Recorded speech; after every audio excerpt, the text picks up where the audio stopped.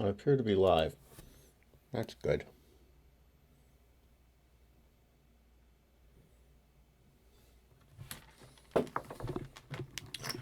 Sorry for the delay, everybody.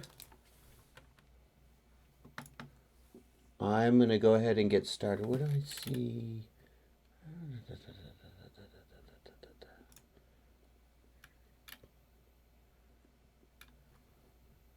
Everybody went away after I didn't start at 9 sharp.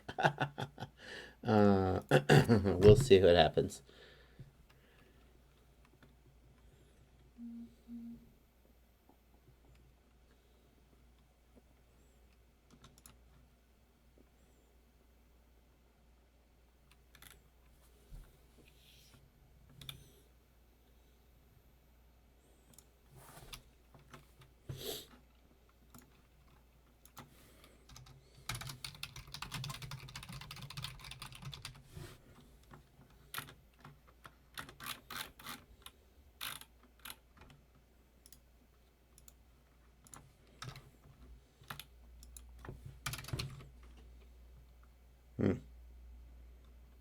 That's not right.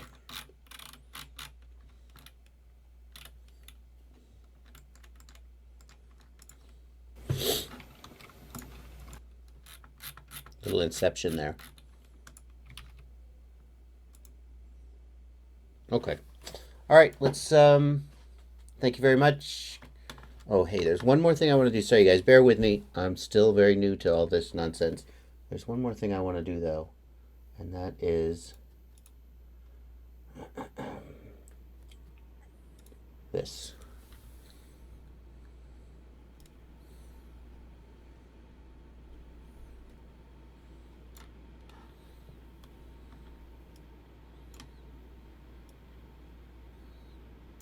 We'll see how that goes. That way you can see your own comments.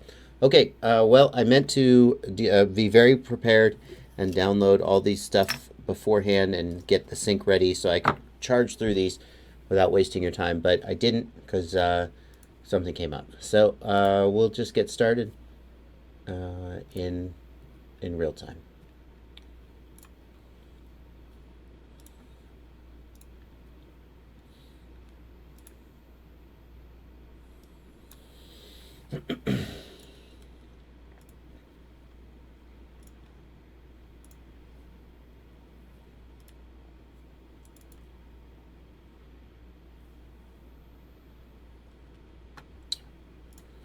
All right, let's see. From Boudreaux84. Dodo flight controller. Good flight. Dodo is a good flight controller. Dodo would be one of my favorites if it wasn't $50. So people who fly the Dodo, I agree it's a good one. See, I haven't heard any hardware issues with the Dodo either.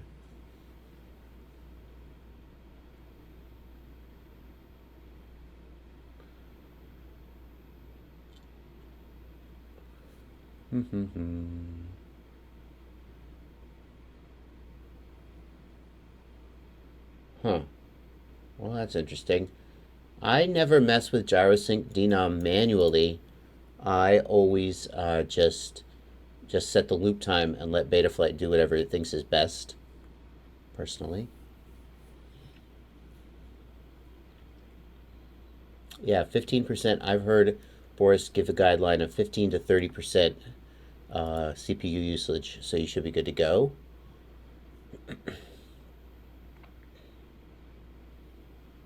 Colored blocks. That means if you have colored blocks in the log viewer, that means that you are getting, it can't keep up.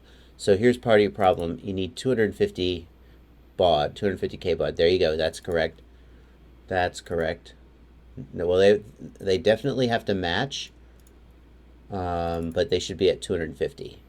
And then once you're at 250, you should set your denominator, your Blackbox rate denominator, and I usually target about 1 kilohertz to 1,000 to 1,500 microseconds, or 1 to 666 kilohertz is my goal to prevent dropouts.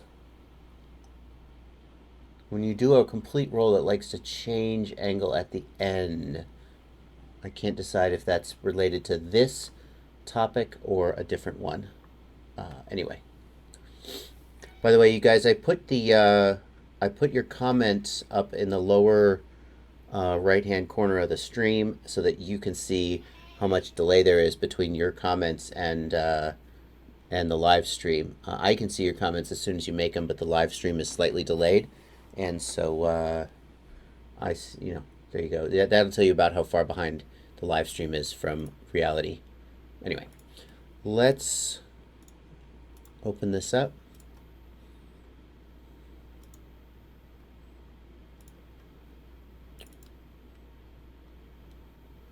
And we'll open this up.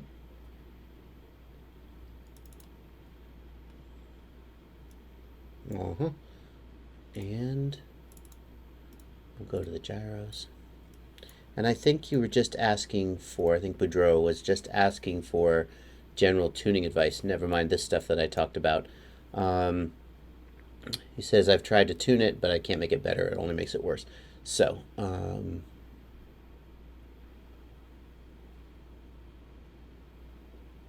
okay, so let's just take a look at the tune, and we'll just do a general tune advice. Hang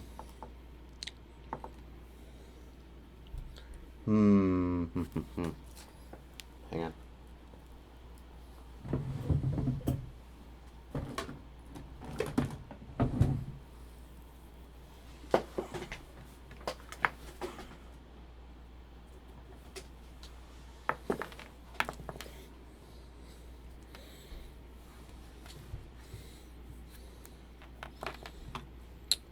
Let's sync this up.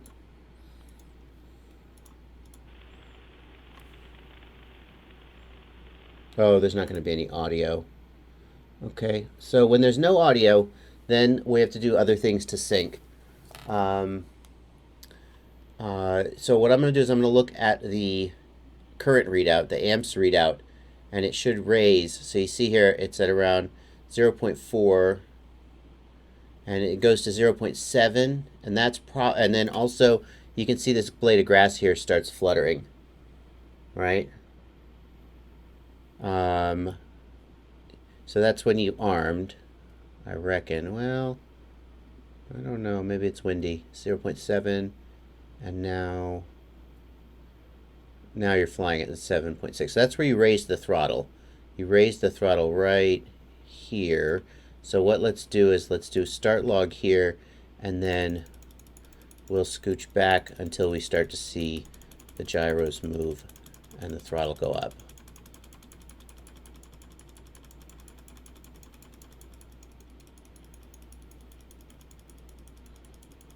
Mm-hmm.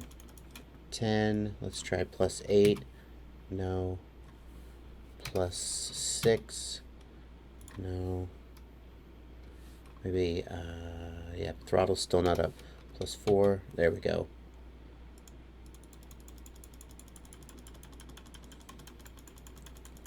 Oh, 5.3, oh, thank you, I was getting there. I missed that. Thank you for pointing that out. How do you set the denominator for Blackbox to the right kilohertz? So you have to know what your loop time is, and then your PID process denominator. So if you're starting at the gyro's running at 8 kilohertz, so then you have your I think you have your PID process denominator and then your Blackbox rate denominator. So if your PID process denominator is 4, then your loop is running at 8 divided by 4 is 2 kilohertz, and then you want to bring the Blackbox rate down to about 1 kilohertz, maybe a little slower than that. So if you were running at 2000 loop time, then you would need a Blackbox rate denominator of 2 to bring your Blackbox down to 1000. Follow? So the simplest thing to do, if you're really not sure, is just base it on that, and then increase the denominator if you're getting a lot of breakup, and decrease the denominator if you're not getting a lot of breakup. All right, so I think we've got it roughly synced. Let's play it forward. Oh, and let me do this. Let's do this. Oh yeah, that's much better. Perfect. Perfect. Great.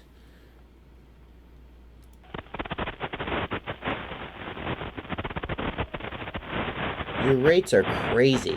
You must be using You must be using Acro Plus or something. Those are some crazy rates. Oh, it's going to be in the modes. There's no way I'm going to be able to tell that just by looking at your config dump. You have crazy rates. Okay, so I did see a big bounce at the end of that flip.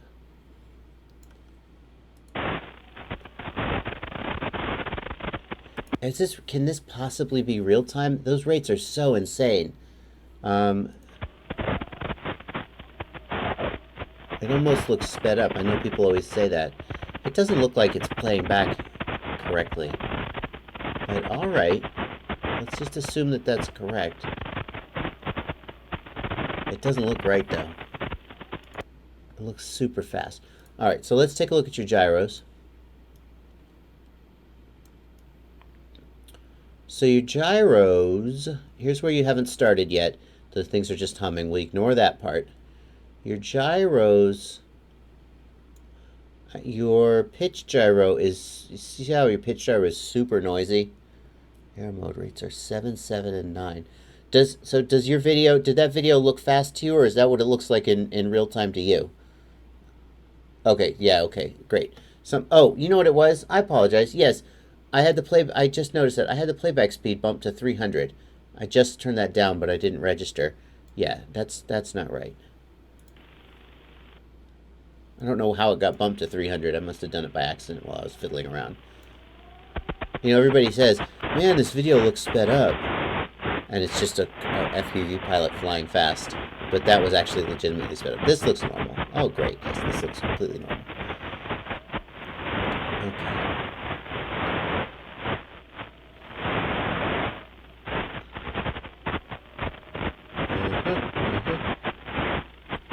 Yeah, it looks like it's flying pretty good now that it's... Okay, so I was saying, the pitch looks... Something's up with pitch. Do you see how pitch is all over the place here with this thick line? So something's up with pitch. Yaw is really thin. That's good. And roll is thin. Pitch looks like... So the pitch is really what's in question.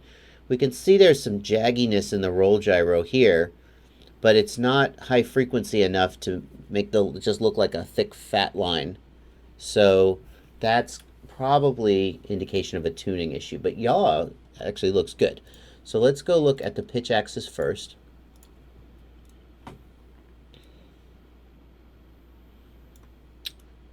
And what we can see on the pitch axis is that there is a ton of D-term noise. And what I mean by that is you can see that everything that's sort of sharp and jaggy. There are no nice smooth hills. The P term is not making any nice smooth hills. Everything is just this jaggy mess. That's because the D term is flipping out, and then the D term is kind of ruining everything for the P term. And now as you raise the throttle, you can see the D term is getting worse. Everything is this jaggy mess being caused by the D term. Pretty much the whole time. The D term is constantly a jaggy mess. So this is indicative that D gain is higher than it should be. And it's just making everything sort of fly worse. Yeah, D term is really way higher than it should be. So that's pitch. Let's look at roll. I'm going to go to your high throttle situation. So here we are at high throttle and roll looks okay. When you drop the throttle, you get a little, D-term often does a little sort of thing like this when the throttle is low, and you can just ignore that. That's not important.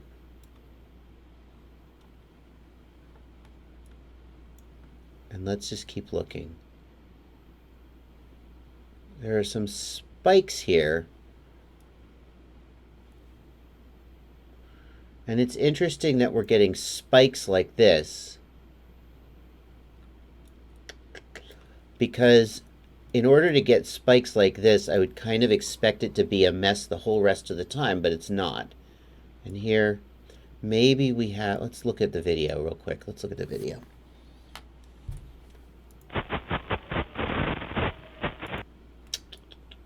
So it's not real clear what's making those spikes.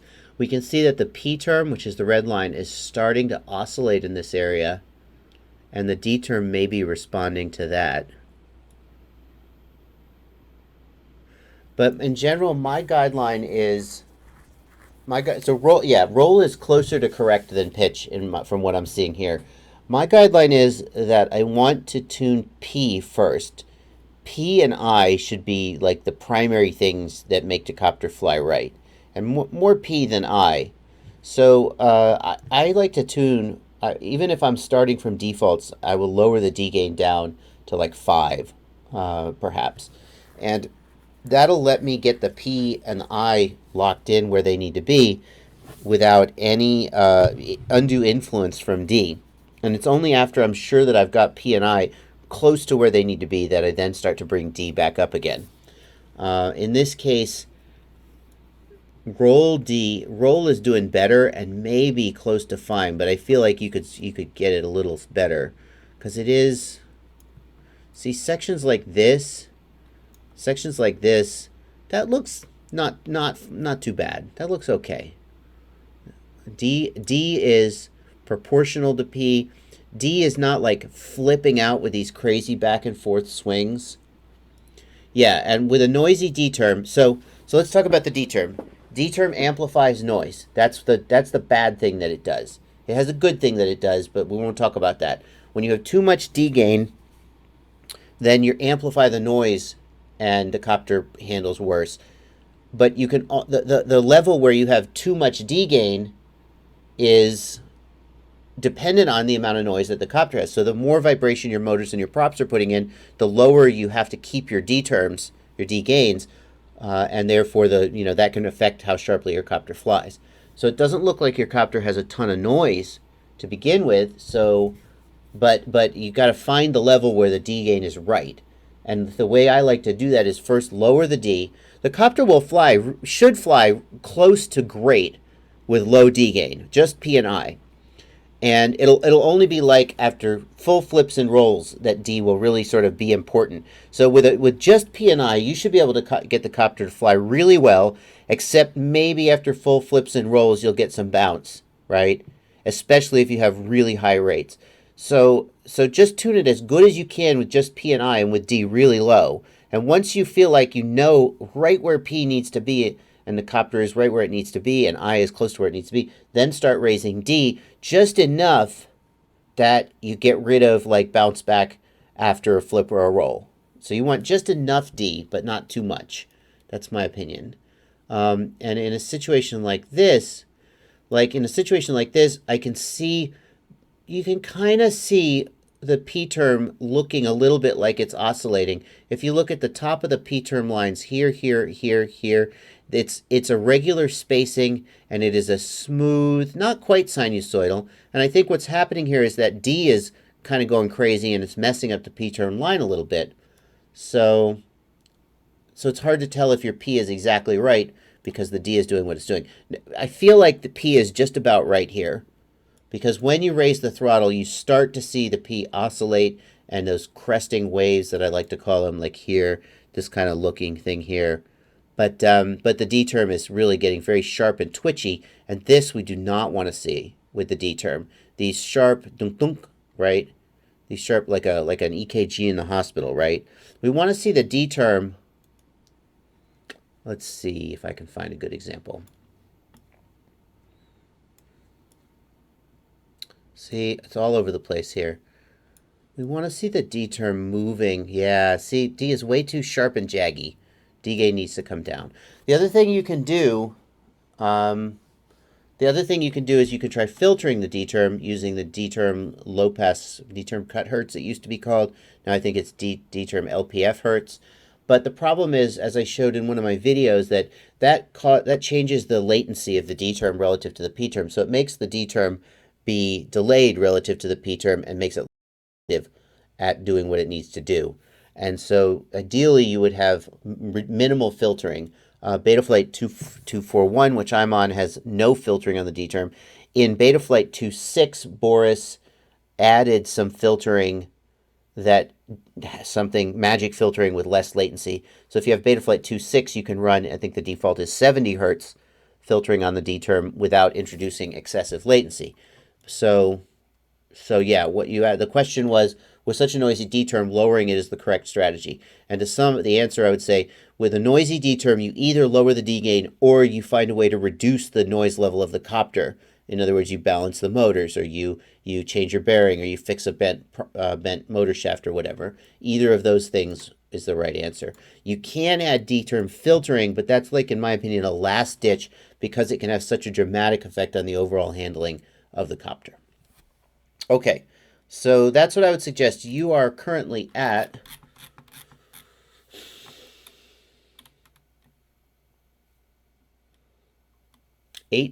only 18, huh? 18 on pitch and 18 on roll. Well, I mean, it just is what it is. Those numbers don't seem high, but I would take it down. 18 on pitch and 18 on roll. Just take it down to 5 and check your tune, and then raise it up. And don't get hung, like when I see that this is at 18, I go, well, that's not that high. But don't get hung up on it. I run my copter with a D gain of like 7, 10. I think it's 10, 10, and 3 right now. And so, it just needs to be where it needs to be. And if the copter flies well, that's all that matters. All right, let's call that one and move back to the next one. So you saying you did try lowering the D gain and it didn't fly any better? I'll wait. You'll hear that question, and you'll type in 30 seconds. You'll hear it, and you'll type the answer. I'm going to move on, but we'll keep talking about that. As you chat. Oh, you know what? I've made a mistake. Hang on.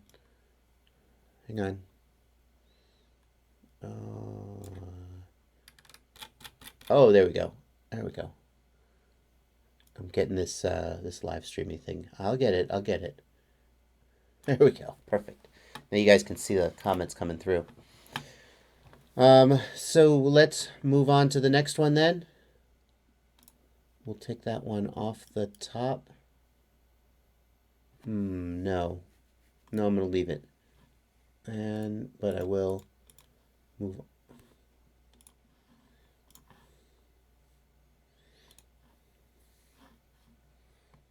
on to the next one. That was 1445. This is 1460. MobsterBC. Let's take a look at this log. Unrecoverable spin all the way to the ground after an aggressive maneuver. The most likely thing to cause that is that min throttle is too low. Min throttle is too low when clean flight or Betaflight tries to spin the motor down. The motor stops entirely. Oh, sorry, you guys. The motor stops entirely instead of idling. And when it stops, the copter loses control. Now, I know Boris said the ESC upper deadband here, and the thing is, we just discovered this ESC upper deadband thing, got to talking about it, and, it feels like I'm not convinced that that's necessarily what it is. Maybe it may just be, that's what's sort of the hot topic these days. So I'm not sure about that. It couldn't hurt to reduce max throttle by 50, but I feel like it's more likely to be min throttle. Let's take a look.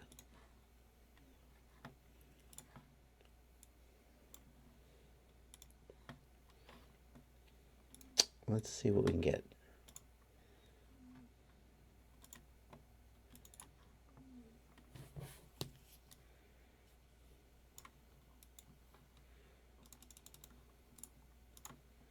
Let's look at the motors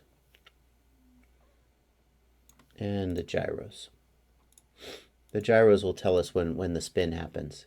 Yeah, so here's the spin, I guess, because pitch, you're flipping. Pitch is just high and stays high, probably all the way to, yeah, here's the cutoff. That's just the end. So throttle high. Now I notice when the throttle goes high, motor number 1 is pegged.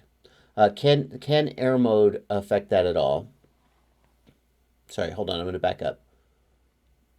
Clark, you didn't think so. We'll give it another go. You didn't think that it flew any better. Well, so here's the thing, Clark.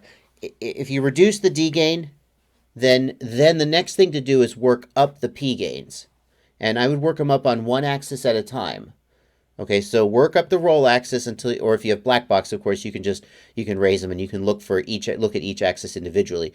But work roll and pitch P gain up with the D gains low until you start to see the beginnings of oscillation during extreme maneuvers like sharp turns where prop wash oscillation gets out, or at high throttle. And that's the point where you know your P gains are pretty close to correct. At that point, then a copter should fly pretty well. The other thing to do is to punch the throttle and then chop the throttle, and watch for the nose of the copter to drift sort of up or down when you do that. So you may find that when you punch the throttle, the copter's nose goes like that. When you drop the throttle, it goes like that. Or if you can put the copter into a sideways drift and then cut the throttle, does it kind of go like that? And that'll indicate that your I gain is too low on those axes, okay? So that'll get your P and your I pretty close to correct. And once they're pretty close to correct, the copter should fly very well. If it doesn't fly any better, then it just means the defaults were close to correct for you. Then you can start identifying specific things the copter is doing that you want to fix. It's mostly flying good, but at the end of a flip or a roll, maybe it has a little bounce back, and then you need to add a little degain on that axis, okay? That's my general sort of 10,000 view philosophy for tuning is get the P gains close to right, start to see the beginnings of surging P term, maybe slight oscillations, get the I gains right so the copter holds attitude when you're chopping the throttle and punching the throttle, and then work D gain up from there and maybe refine P up or down slightly. And it should be flying about as good as it can fly at that point, I think. Can air mode affect that? You're talking about the min throttle thing. When air mode first came out, there were a whole lot of people who were having the spin of death, where after a flip or usually a roll, I think, the copter would just keep rolling and go into the ground. And the issue was that min throttle was set too low, but for whatever reason, the copter wasn't, because air mode was keeping the throttle set point low, the copter was not moving extremely fast at low throttle. It had less authority at low throttle. So when you did a snap roll at low throttle, the copter just went, yeah, okay, I'm rolling. And then when you stopped, it wasn't an extreme sharp stop, right? So then the fact that your min throttle was right at the edge didn't matter because the motor kept spinning. And then when you add air mode to the equation, now at low throttle, you can still do these really snappy maneuvers, at which point the fact that your min throttle your motor is at idle and your min throttle isn't quite high enough comes out and you lose control. So yes, air mode can affect that. Air mode can affect that. D can be done. Yeah, I prefer to tune P and I together. P and I are relatively independent. Relatively, not entirely, but relatively independent. So you can tune P and I at the same time, and they shouldn't affect. If your P is super low, you may need to get your I gain higher to compensate for that. But the thing is, you'll immediately be able to tell that your P is super low because your copter will be all sloshy and fly bad, right? So you're not going to go, gosh, my copter's really sloshy, I should raise my I. You're going to go, oh, it feels like my P gain is low. It should be like pretty obvious, okay? So you can tune P and I at the same time. But if you really aren't sure, then tune P first and then I and kind of work them up together. But then I do D last. I do D last. D is like, I don't know what I don't think this analogy is perfect, but I say D is kind of like salt in a soup. Like you got all the stuff in the soup, you got the stock, you got the veggies, you got the meat, right? And then you go, yeah, needs a little salt. Okay, that's D gain to me, right? But just like if you go dump a cup of salt in, now the whole thing is ruined, okay? And if you were to, yeah, so let's not take the analogy too far, but that's the gist of it. All right, let's get back to MobsterBC here, and let's take a look at what's going on here. So the throttle goes to high, and this motor is pegged while these motors are not. Now, the fact that that motor is pegged is not in and of itself a problem, because at any given point, when you go to full throttle, one of the motors is going to be spinning slightly slower than the others, right? Or slightly faster. One of the motors is going to be the first one to hit the end of the line, okay? And the other motors will have to then work around it. So if this motor is at max, the clean flight will adjust the other motors up and down as needs be to keep the ratio between them, to keep the copter stable, okay? So the fact that this motor is pegged is not in and of itself a problem, but it is interesting that these motors are so much lower, right? This motor is way up here, and these motors are way down here, and the difference between them is kind of significant. I don't know what it might mean, but it might mean something.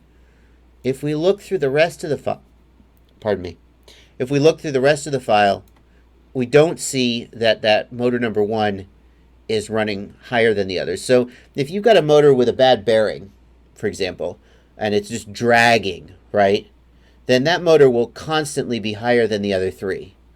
But this is not indicating any persistent mechanical issue. That motor it's idling roughly the same, of course, and as we start to fly, all the motors are together, and that's what we want to see. But notice that here it's starting to pull ahead. The red motor, motor number 1, is running higher. So what that means is that CleanFlight is having to ask that motor to spin faster to generate the same amount of thrust. Because you can see here that we're not turning the copter, we're not flipping, we're not rolling, the sticks are centered. So because of that, that motor should be spinning close to the same as the others. Maybe if there's a CG issue, we would see the back 2 motors spin up. So let's say that the CG is slightly back of center. Well, then we would expect to see the back 2 motors both spin faster and the front 2 motors spin slower. But we don't see that. What we see is that the back right motor is spinning faster, right? And so that would indicate that the CG is off to the back left, but that's just not happening. So probably there is something with this back left motor that is causing it to need to spin faster to generate the same amount of thrust as the others. And now that motor tops out first, okay? And by way of analogy here, if you got 4 guys, right, and they're all carrying a cart up a hill or something, right? They're going to be, the 3 guys who are strong and 1 guy who's weak, they can only go as fast as the weak guy. So this guy is given all he's got, and these guys are laying back, but they all have to go together, okay? So they're all limited by the one that pegs first. Now that motor pegs out. You drop the throttle. You do the roll, sure.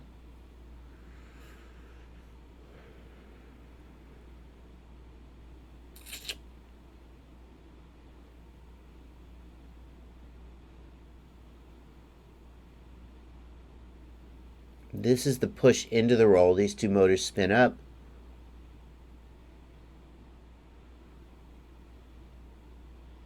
Something interesting happens here. Well, there's some yaw. Never mind. There's some yaw input as well. That explains it. I wondered why these 2 motors spin up and these 2 motors do not spin down equally. A pure roll maneuver, these 2 motors would spin up, these 2 would spin down equally. But this is not a pure roll maneuver. So the fact that yaw is added here probably explains that. So fine. And now as the move begins to end, very, very strange. So now, again, there's yaw input. Motor number 4 goes to max. Now notice what happens here when motor number 4 goes to max. Motor number 4 maxes out, and the other motors immediately drop off. And remember that CleanFlight is trying to maintain a balance between the motors to cause the copter to have the desired, angular rate, really. So CleanFlight said if this motor is gone to max and the copter is still not moving the way it needs to move, then we got to take the other motors down to make there be more of a differential. We can't make this one go any faster, so let's make the others go slower so that everything stays proportional. What it usually means when a motor goes to max like this and then the other motors drop down is that this motor has ceased making thrust. And you might be thinking, well, hang on, we got this motor is at max, right? Shouldn't it be making the most thrust? But actually, the fact that it's at max probably means that it isn't making thrust. It means that the accelerator pedal is pushed all the way to the floor, but the car isn't going. So you push the accelerator harder, right? And eventually it's all the way down, the car isn't going any faster. So I agree with Boris that something has gone wrong with motor number 4. There may also be something wrong with motor number 1, but it doesn't seem directly related to this problem. When motor number 4 goes, then the copter just spins and flips out and goes into the ground. Now we don't see anything wrong with motor number 4 in the rest of the trace. Motor number 4 is not running high, which should indicate that it was, for example, if you've got a miscalibrated motor, that motor will be consistently running higher than the others. If you've got a motor with a bad bearing that's dragging, that motor will be consistently higher than the others. And in fact, it's motor number 1 that maxes out.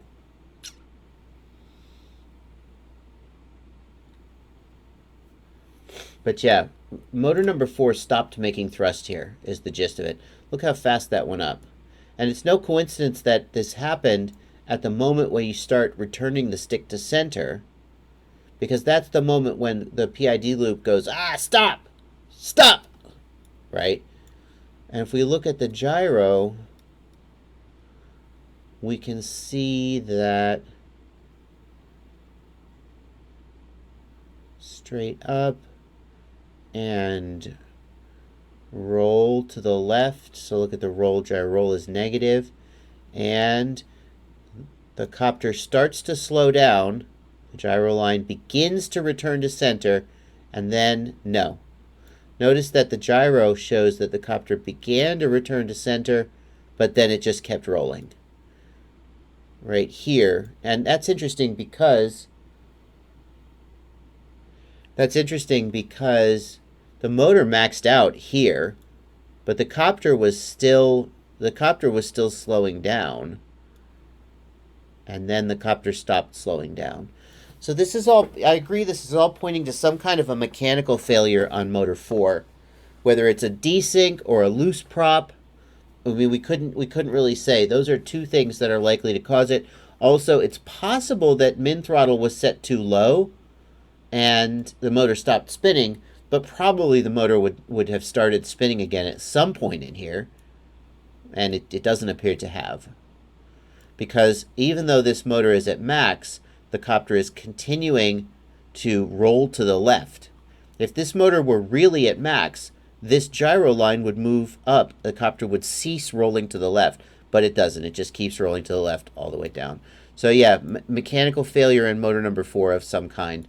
It's easy to throw around the term desync. Everybody's like, oh, had a desync. Oh, yeah, you had a desync. Had a desync. And, you know, who knows about that. But something went wrong with motor number 4. I'm not convinced that Boris's recommendation to reduce max throttle by 50 makes sense. I mean, Boris, maybe he's on another level, so maybe he saw something that I've missed. But it doesn't feel to me like this is, because what I would expect to see if the upper end deadband were the issue, was I would expect to see it going into and out of, I would expect to see it oscillating instead of just staying pegged at 4, and it's not oscillating. So check the motor, check the ESC, maybe check min throttle, raise min throttle. Yeah, and check the high def video if there's any indication of a sound of a desync or something like that. Okay, thank you very much, Skunkman62, Leslie W.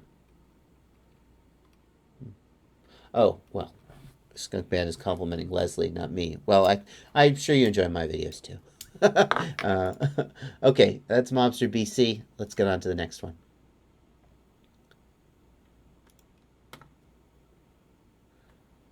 This is a log from Race Flight, running 8 kilohertz gyro, 4 kilohertz motor. I need to drop P. This is an F4 running 8 kilohertz Blackbox. All right, let's do it.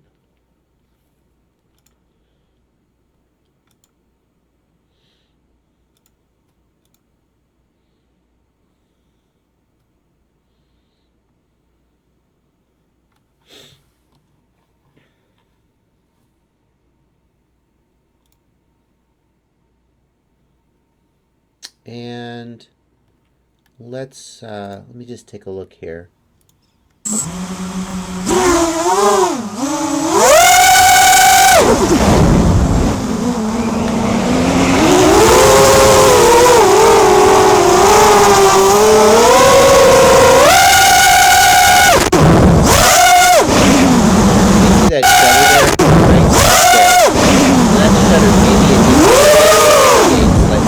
P gain. Again, prop watch shutter there. We'll go back and watch it one more time.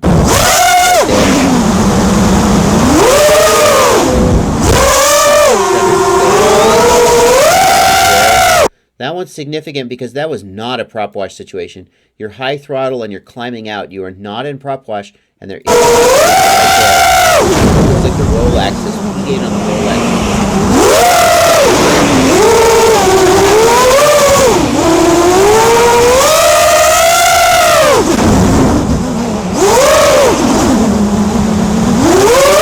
Yeah, so yeah, P gain looks high. I agree with the assessment there. Oh, sorry. Yep. No, that happened before. What do I need to maybe turn this down? What I was saying is that there's little oscillations there. I'm gonna try turning the audio down. Is that better? Sorry guys, I forgot about that. Thank you for the reminder.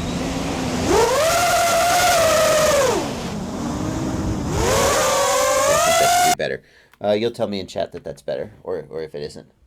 What I was saying is that it looks like this is P-term oscillation is happening all the time. Even during a climb out, we see a little sort of shudder in the video. So I think I agree that we're going to see that P gain is too high. Let's open this one up.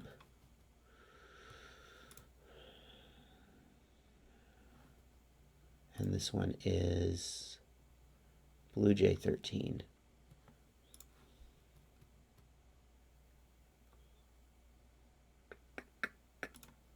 There we go.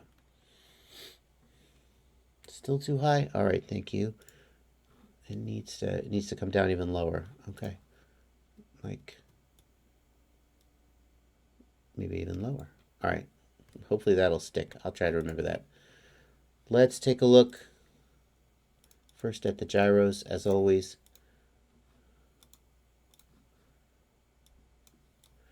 Gyros look very clean.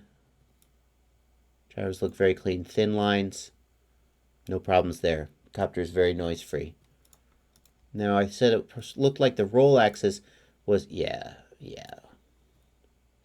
So now if we look at the roll axis, now let's just, as soon as you start flying, this is a happy and good P term.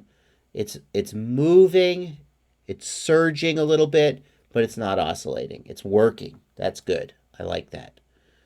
It can settle down some, but it's also working. When it gets spiky like this, that's not as good. P gain is a little too high here. Or maybe it could be that excess D gain would cause these spikes, but we can see the D term is quite low. So that's not it. Starting to surging here. The surges are getting larger and a little bit more high frequency. And then, boom. This is just hard P-term oscillation. Smooth, big sine waves. This is every single time means that your P gain is too high. Now, maybe in some scenarios, you can raise D gain a little bit and it'll rein this back in, but usually it makes it worse, not better. Okay, so this is it's just as clear an indication as you can get that P gain is too high on the roll axis. I mean, the video had and it's pretty subtle because this happens so fast in real life that it's just the tiniest little shudder. But for me, I don't like it. I don't like the fact that I don't think my copter is flying its best when it's doing this. And you can also see that it happens when you drop the throttle, but it happens just after you drop the throttle. And that's very interesting because you can't be into prop wash yet, and your motors have just spun down, not up. So it's a very unusual place to find P-term oscillation. Let's keep going. This is good. This is not P-term oscillation. This is this is like you walk by a construction site and the guys are sweating, right? That's good. You want to see that. You want to see them loafing around, okay? But now it gets really messy and noisy. Now you see how these are kind of relatively smooth without a lot of jaggy high frequency components, but these ones are getting really messy and noisy. And that's I don't know. Is that the gyro? Normally, it's the D term that makes the P term. The D gain is too high. The D term amplifies gyro noise, and the P term gets all jaggy like this. But the D term here is not hardly doing anything, so it's very unusual to see that. The P term is so jaggy when the D term is so small, and I'm not sure. I don't have a good explanation for that. If we keep going forward. Jaggy P term, very jaggy. This really looks like excess D gain, but it isn't, because you can see that your D gain isn't high enough. So I don't have a good answer for you there. Here is some P term oscillation, and again, it happens just as you drop the throttle, which also sort of makes no sense to me. You're dropping the throttle, the motors should just spin down and like idle. And they shouldn't have enough power to be oscillating. So it's very strange to me that the P term is oscillating just as you drop the throttle. I don't have a good explanation for that. Now this I do expect. So watch what happens with the throttle here. You drop the throttle, the copter's falling now, right? It must be, because gravity. And then as you raise the throttle, now we've got a prop wash scenario. The motors have been idling, and as they spin up, you get a quick oscillation. This is a very sort of typical prop wash oscillation. It comes on strong, and then it dies out. Now that, you could say, well, maybe I'm going to accept that as just the price of my flight. Maybe you need to lower P gain or raise D gain a little bit to try and tame that. I like this a lot. This is what I want to see the P term doing. You know, I think we focus a lot on negative examples, and I want to show you positive examples too. I love the way this P term looks. You see that it's moving, it's active, it's doing its job. Oh, it's starting to get a little out of control here. Oh, it got a little big. Oh no, it settled back down again. Great. Okay. When it's sloppy like this, I don't really know what to make of it. And when it's oscillating like this, I feel like it's clearly too high, and it's an indication either it needs to come down, or if this was happening at high throttle consistently, then I would say consider adding TPA. But it's not happening at high throttle consistently. In fact, it's happening right when you lower the throttle or at other random times. So, don't know. This is, and as has been said in the comments, this is race flight.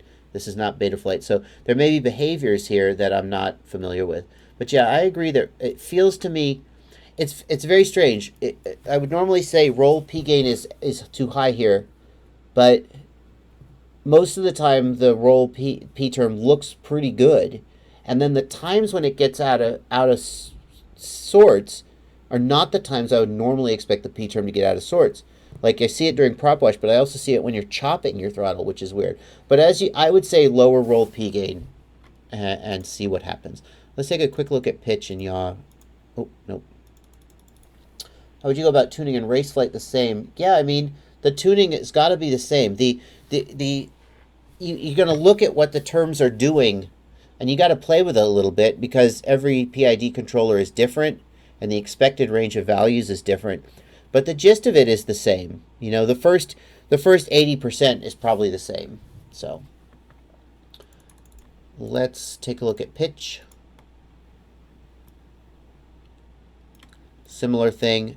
The really messy P term here with lots of spikes that normally I expect to see excess D gain, but that's not, I don't think, what's happening here. Some oscillation, some noise here. Clear oscillations here. You guys see what I'm talking about here? Oh yeah, wow, long sustained oscillation. There's this long period where the P term is this whole, here we're getting sort of jaggy mountains, and then it starts to smooth out into sine waves here, right? Here's a sine wave. This is your hard into oscillation. The mechanical characteristics of the frame are dominating, and the PID loop is just sort of holding on tight while it shakes itself. Okay. Here now we're back into these sort of jaggy mountains. We're out of the hard oscillations, but we are still oscillating. Again, P gain on pitch also too high, I think. But at the same time, from the video, the copter looks like it's flying really pretty well. So I mean, maybe just that's as good as it's going to fly, and little things. Never give up a good flying copter in search of good looking traces, right? Nobody looks at your flight video and goes, yeah, but what did the black box look like? You know. So if your goal is to fly the copter, not to have pretty looking lines, and so always focus on that. And if trying to make the black box look better makes the copter fly worse, then forget it. Just go back the way it was and don't worry about the black box. Okay. Yaw looks fine. Okay, so yeah, I would start by lowering P gain and seeing if the copter flies better. If the copter flies a little softer, then consider raising D gain and see if those two things together work well. Okay. Let's move on to the next one. Oh, nope, I skipped one. I think 1481 was next.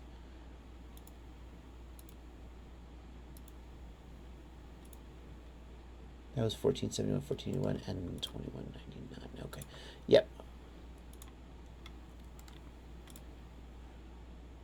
Yep. Okay, this is N4th 69. Slight oscillations on hard turns. Well, that's normal. Drift when throttling and cutting the throttle. I gain needs to come up. That's just a fact. You don't even need to look at the black box for that. Is it possible to detect frame resonance? Maybe. What you'll find is that at certain throttle positions, the D term will show certain certain frequencies, but most frames these days are stiff enough that shouldn't be a huge issue. Also, bear in mind that the filtering on the gyro and so forth should take care of that mostly. But if you do find that you get oscillations at specific throttle positions, then it may be frame resonance. It also may be an interaction between the ESC and the motor. The three-phase, the ESC is a three-phase motor driver, and it's driving the individual poles of the motor, not the phases of the motor.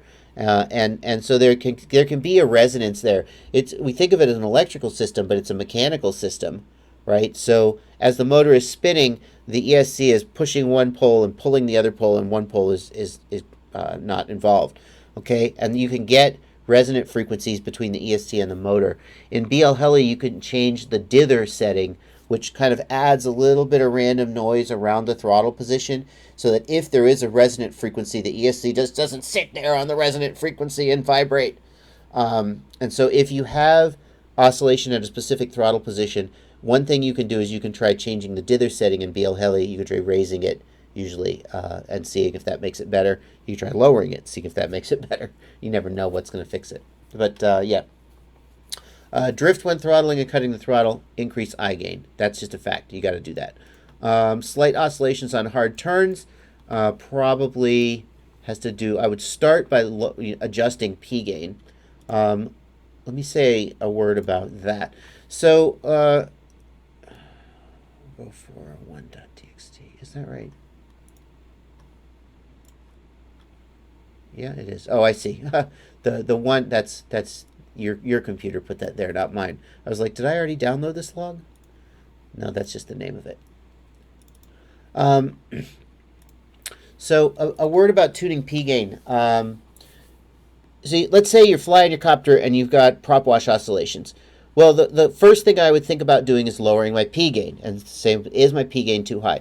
There's a point where if you lower your P gain enough, suddenly it'll start to feel, for me, it starts to feel like suddenly I'm a bad pilot. I'm like, have it's been too long since I flew? Am I out of practice? Am I tired? Am I drunk? It's just, I feel like I'm doing everything right, but the copter is just not hitting the lines, right? And then I'm like, oh, I lowered my P gain, of course. And you bring your P gain back up, and suddenly the copter is flying sharp and in control, and you feel like an awesome pilot again. So, and then you raise your P gain some more, and the copter doesn't really fly any sharper. But now it's got more oscillations. So there's this sweet spot for P.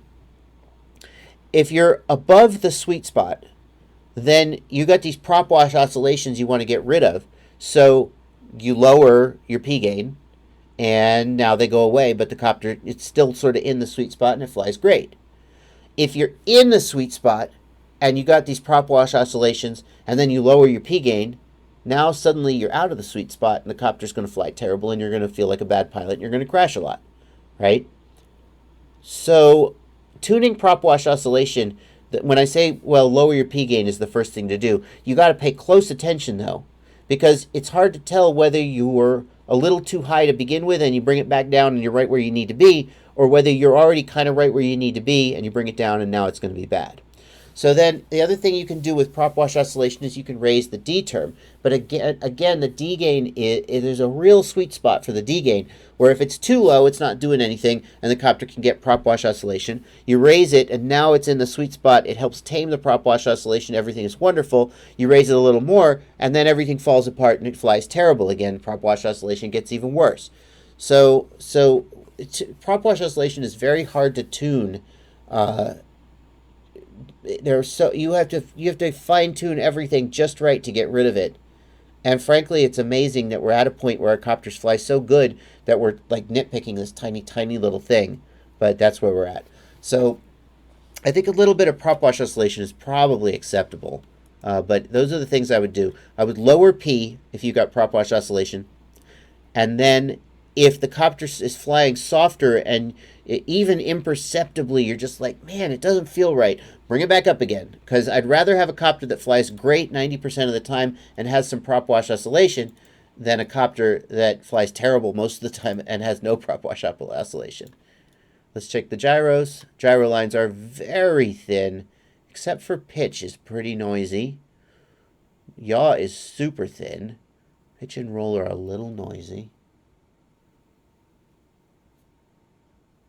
Yeah, okay, yeah. That's consistent with what I think I would do if I was looking at your logs.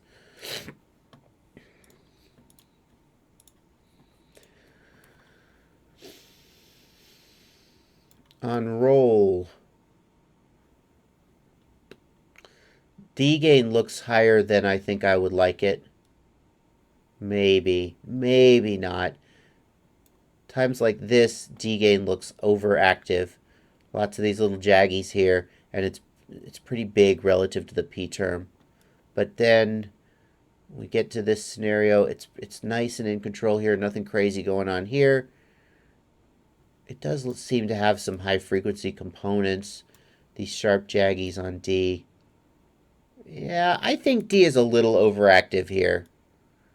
So you gotta ask yourself whether but wait, I thought you said raising D gain was the right thing to do if you have prop wash oscillation. Well, maybe. It depends on if it's lower or higher, you know.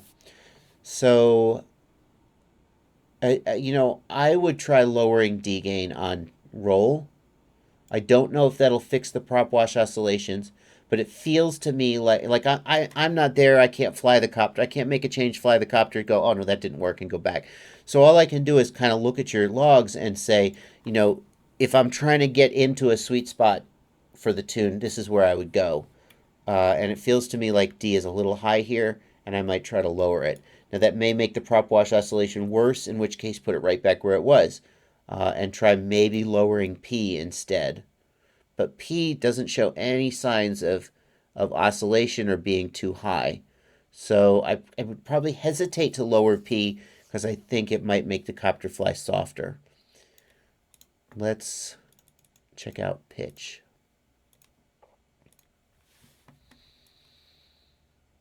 Similar on pitch. Lots of high frequency D-term activity here.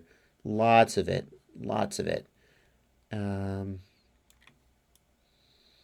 Lots of it. Yeah. Oh, yeah. See, like here. Definitely lower D gain on pitch. Definitely.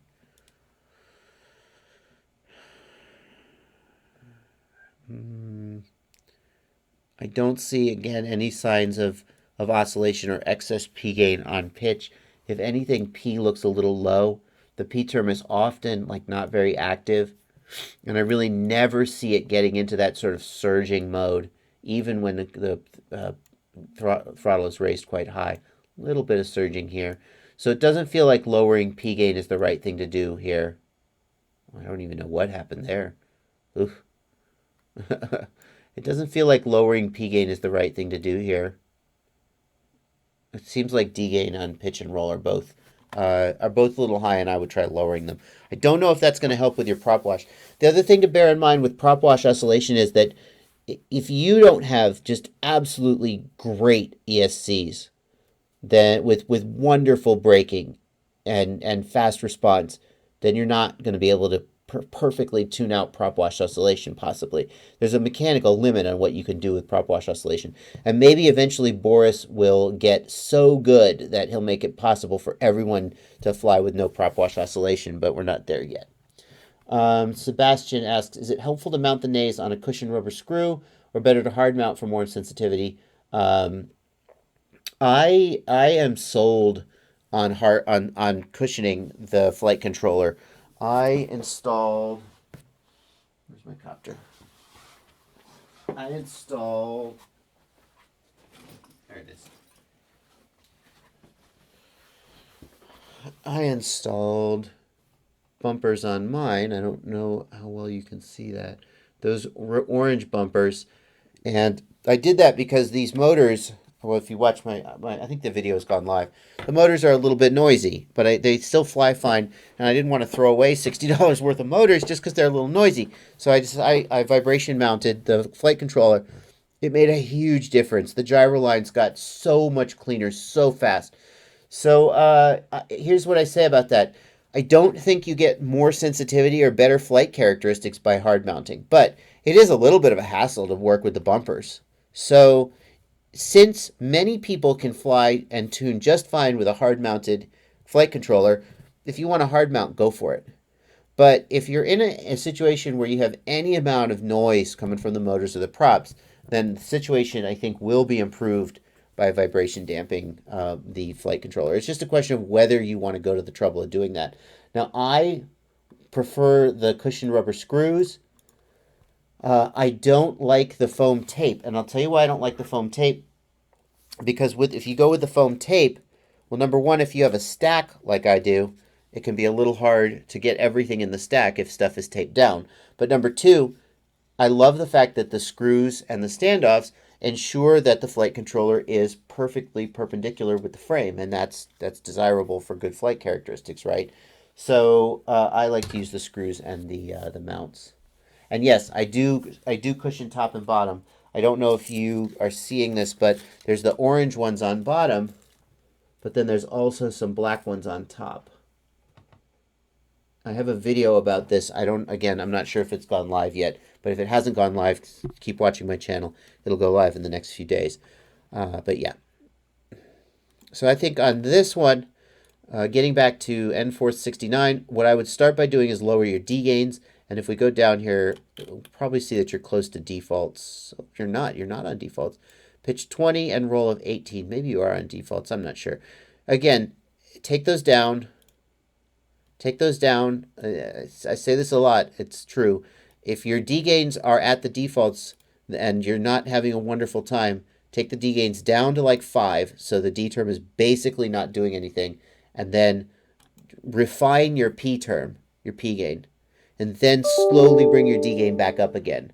The thing is, if you start with your D gain at 20 or 25, you don't know whether it's too high or too low, right? It's always there. It's background noise shouting in your ear. When you turn the D gain down to 5, suddenly the room goes silent. And now you can think, and you can tune your P term. And then you can slowly turn that noise back up again where you want it to be. Okay? All right. That's N-Force 69. And we'll go on to the next one. This is $21.99, and that was $14.81. Yeah, okay. I want to make sure I don't skip one. Ben Namila 21 asks, doing rolls in the backyard. Line of sight. Well, ain't that something? What won't they think of next? Line of sight. QAV 210. Hey, how cool was it when you learned that Mr. Steele he was an awesome line of sight pilot? Have you seen that video of him doing line of sight stuff out at, I think it's out at Flight Test's site when he was on the road trip with the Rotor Riot people.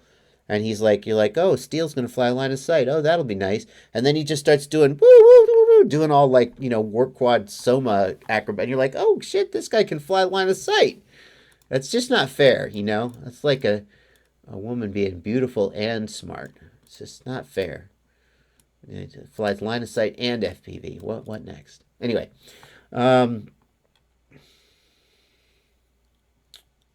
here's the Blackbox log. Again, just a general tune, I guess. No specific question. So we'll take a look at it.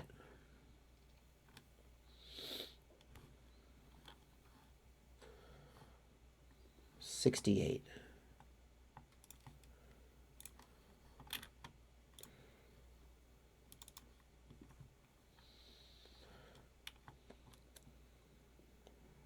Okay. Start with the gyros.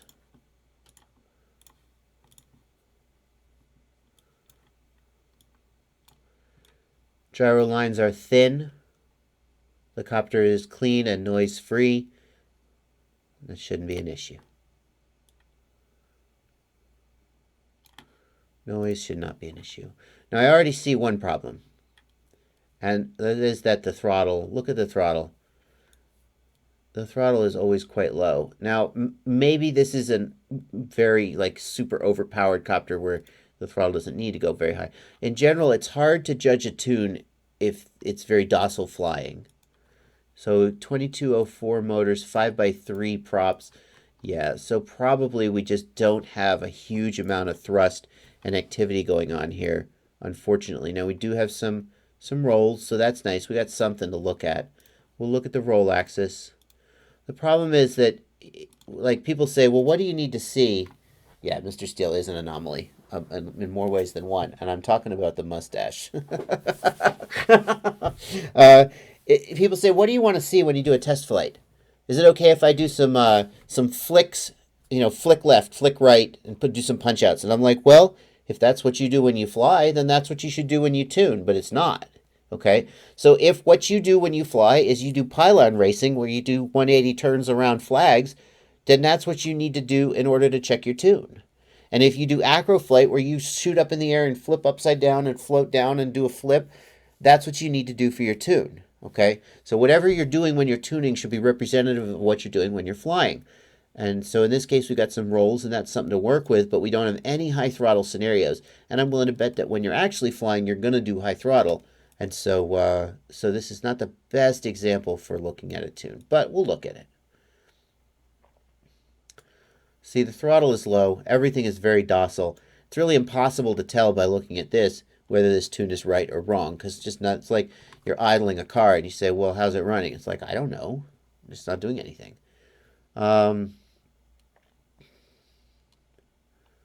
Okay. Stick goes to the right. P term pushes into the move.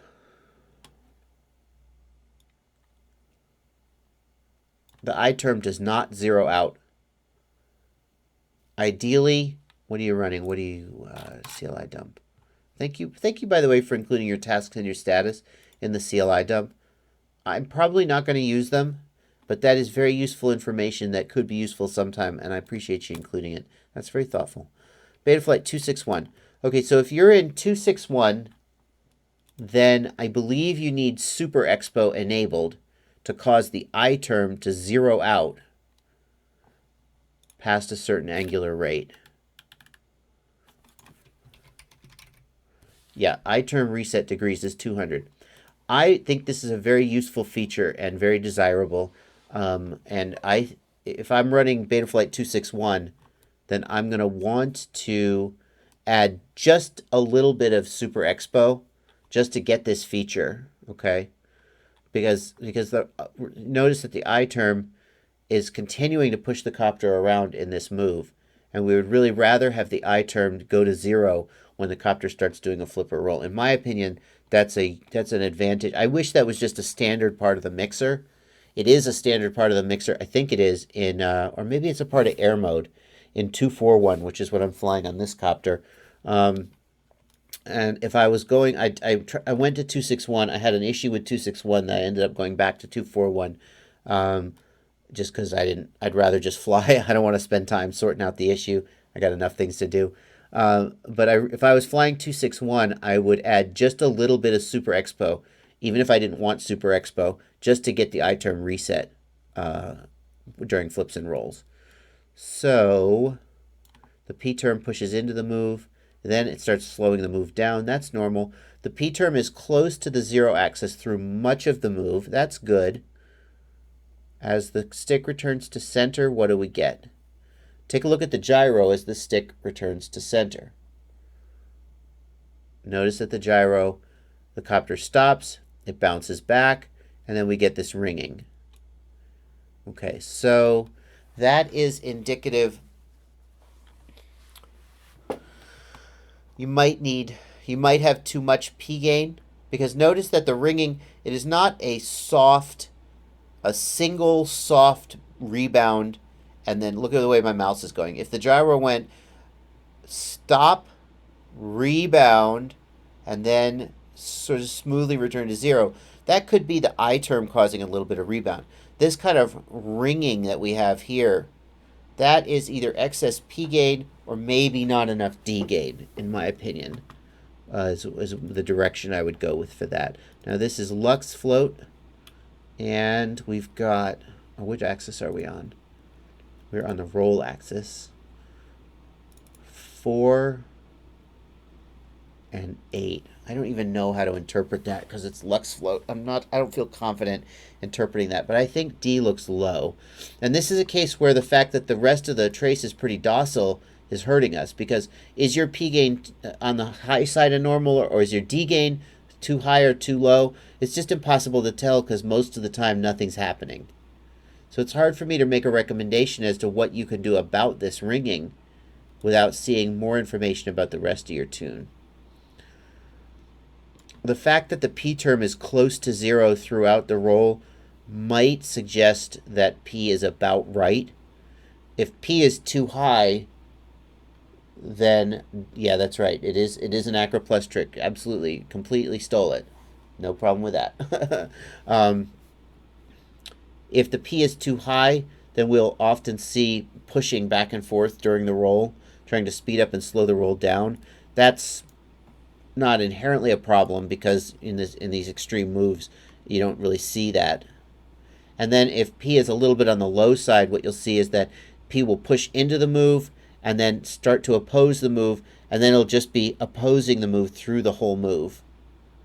And that can indicate that P is too low. So the fact that P is close to 0 throughout this move indicates that P may be about right, and that means, I guess my suggestion would be to increase D a little bit to try and get rid of this ringing at the end of the rolls. But just a little. Don't go crazy. If it's at 8 now, take it to 10 or 11, and then take it to 13. Don't go from 8 to 17. That's surely going to be too much. Okay, there you go. That's my suggestion for this tune. Probably raise your D gain a little bit on roll to get rid of this small ringing at the end of these rolls, and then do more aggressive maneuvers to get more of a sense of whether the rest of your tune is close to correct or not. That was 2199. Now we'll do 1497. 1, 2, 3, 4, 5, 6. Okay.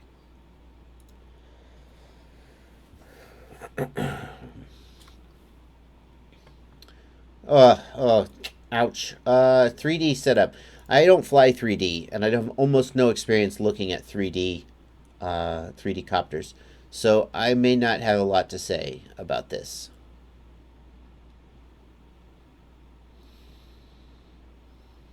Yeah. None of these changes affect the problem. No issue with KISS. You know what? I'm sorry. I don't really think I can help you with this one. This seems like it's sure to be an issue between the ESC and the motor. I'm going to go ahead and play this video, and I hope it's not too loud. I've got the volume turned way down, so I hope it's not too loud. You'll let me know if it is. I apologize for that. I don't hear anything. I don't think the copter's moving. Oh, I see. Line of sight. Well, then I'm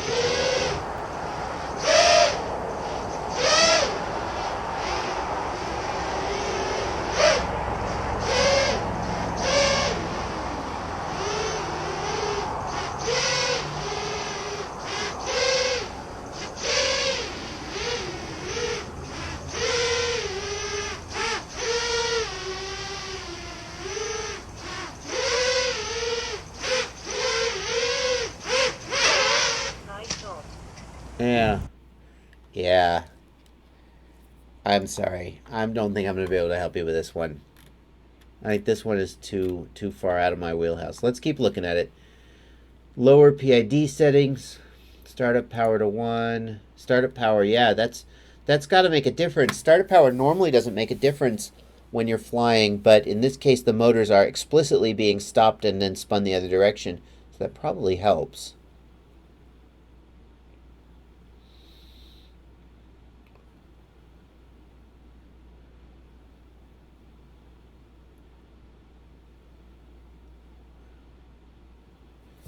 Yeah, 5 to 8 clicks, doesn't seem like a big deal.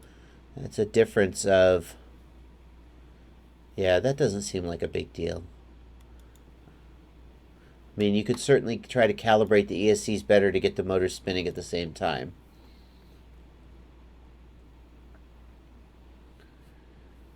And I mean, if you had sync issues, then it seems like you would see sync problems when you were punching the throttle going the same direction, but it's stopping the motor and spinning it the other way is a unique challenge. Yeah. Yeah, I'm sorry. I don't think I'm qualified to diagnose this one. I'm gonna have to say, I'm gonna have to decline.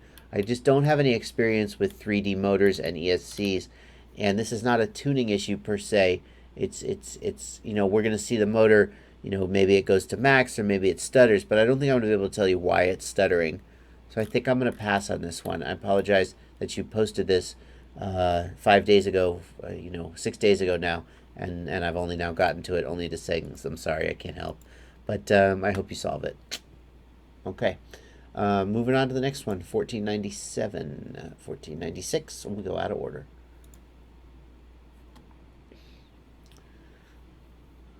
Oh no, wait, did I get? No, we already did this one. 1496, 1497. Yeah. All right. 1495. Oh, we're totally going backwards. Isn't that weird? CptanPanic says, oscillations on motor commands. Look at the logs, see what I should try. Oscillations on motor commands. Lower your P term. I'm just going to get a t-shirt that says lower your P term.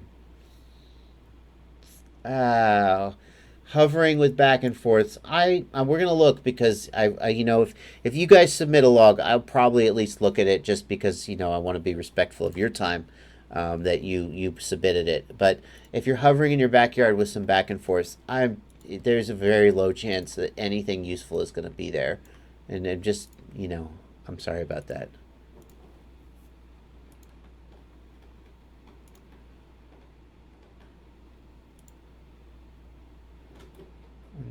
1853. Yeah.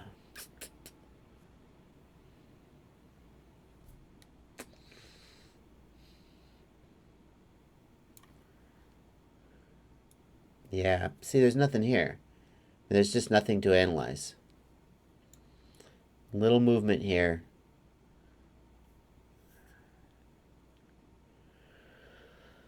I don't see any ringing in the gyro. The P term is surprisingly active for how little of a stick movement you made. It suggests that P gains may be too high. I mean, I already said that. That was my first guess. Let's look at your pitch axis because now you're doing some pitch bumps.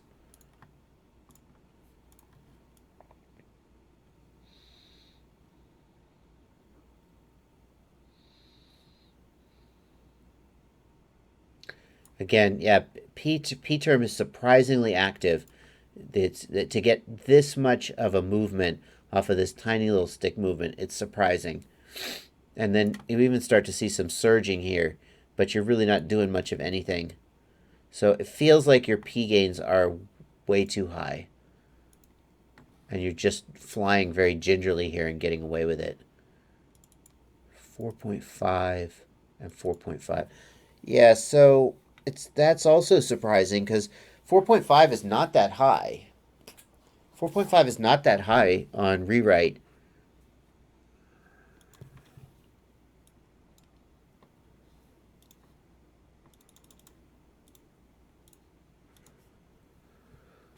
You don't have noise problems. Your lines are thin. Pitch is a little thick, but nothing that we would point out. So, ultimately, I would reserve judgment until I saw more aggressive flight. Your throttle barely goes above 1400 the whole time, so I don't think we could draw too many conclusions. But if I had to make a suggestion, I would say your P gains are too high. Take them down from 4.5 to, on roll, try taking it down to 4.0, and on pitch, try taking it down to like 3.8. Okay, that's what I would say. We'll leave it there. Please remember the ESCs need to draw extra power because they need to counteract the initial motion of the motors. That's true. Try a battery with a higher C rating. That's not bad. It could be that you're just drawing so much power in that moment of transition. But didn't he say that it happened mostly during light transitions and when he left the motor in the idle zone? So that's not consistent with that hypothesis. But yeah, that's interesting.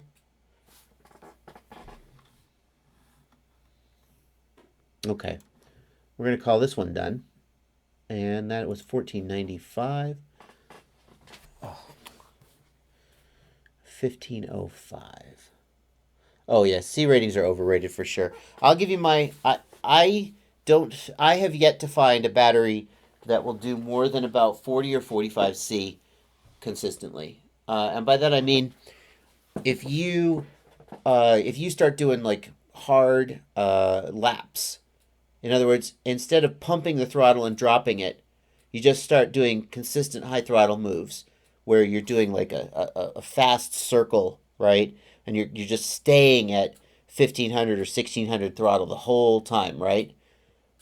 The battery, so you're pulling 20, 30, 40 amps maybe. The battery will just, after 3 or 4 laps, after 20 or 30 seconds, it just, and so okay, so that's where it's at. But if that battery is, 70C and supposed to be able to give 80 amps, then I don't know what that rating means if after 30 seconds of pulling 20 or 30 amps, well, maybe not 20 amps, but it drops. So I've got some testing coming up that you're going to like. I haven't tested these yet, but one of these and one of these. And sorry about that. I hit the mic. And what else do I got?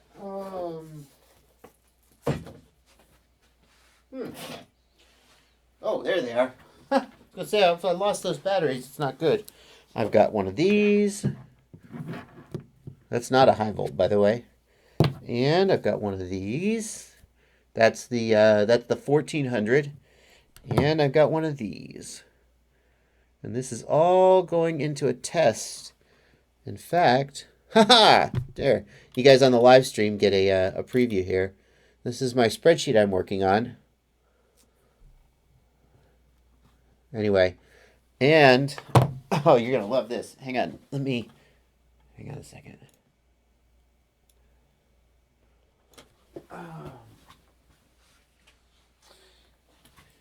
And this is what I'm going to use to test them with.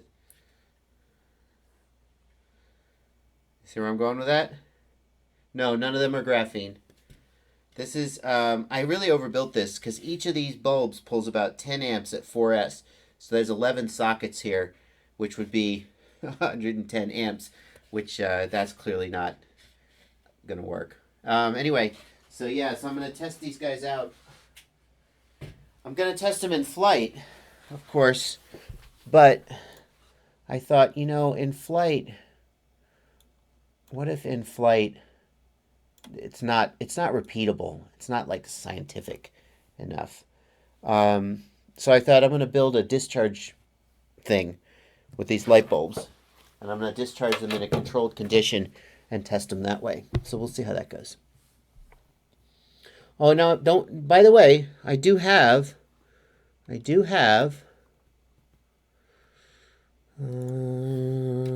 don't forget, I know you've seen this, right? I know you've seen these videos, right? On my channel, Swiss Solo. So plug myself here. I have these videos on my channel, which this is the Turnigy Bolt 1800 is what I tested here. So I have more HV tests coming, but yeah, Turnigy Bolt 1800s. I have some extensive testing of those on the channel. So please check that out if you haven't already. I'll tell you what though, the short version is that high volt batteries beat lipos, period. Maybe somewhere there is like a very, very good lipo that beats a high volt. But in that case, the high volt is garbage and just don't buy it. The high volt batteries they're smaller, they're lighter, and they provide more power. So that's just it. They just win. And they're not that much more expensive. They're like a few dollars more expensive. So like the only problem is that they're never in stock. They're always out of stock. So that's part of the problem with them. But I would just buy high volts all the time. The other problem with them is that like if I'm going into a race, like if I was like a competitive racer at the national level and a race let me use high volts, I would use them. But they probably don't. I would be surprised if they did because that wouldn't be fair. But if I go into a race, a casual race, I don't run high volts in the casual race because I just feel like that's unfair because they're so much better unless all the other guys are also running high volts. Yeah, new chargers. Well, right. So you do need to get a high volt capable charger. Um, yeah, and the AccuCell 80 watt can do it. It's not super fast, but it can do it.